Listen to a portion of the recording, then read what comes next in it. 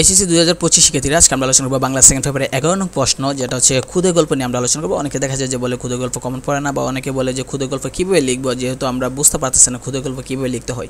তাদের জন্য আজকে আমরা আলোচনা যে বাংলা সেকেন্ড পেপারে 11 নং প্রশ্ন যে ক্ষুদে গল্প, সেটা নিয়ে আমরা আলোচনা করব, সেটা যাতে আপনারা পরীক্ষা ভালো একটা প্রস্তুতি নিতে পারেন। আর বলে রাখি আমাদের চ্যানেলটা সাবস্ক্রাইব করে রাখবেন, কারণ আমরা পরীক্ষা সংক্রান্ত সাজেশনের পাশাপাশি পরীক্ষা সংক্রান্ত আপডেটের পাশাপাশি আমরা মানবিক বিভাগ থেকে অ্যাডমিশন টেস্টের জন্য সকল ধরনের ভিডিও আপলোড করে থাকি। আমরা ইউনিভার্সিটি ভর্তি পরীক্ষার জন্য যত প্রকার ভিডিও দরকার, মানে সাজেশন দরকার, সেগুলো আপনারা পেয়ে যাবেন এই চ্যানেলে মানবিক বিভাগ থেকে। তো আমরা যদি খেয়াল করে দেখি, আমরা ক্ষুদে গল্প নিয়ে আমরা শর্ট সাজেশন দিয়েছি, যে ক্ষুদে গল্পগুলো বেশিরভাগ পরীক্ষা আসছে এগুলো।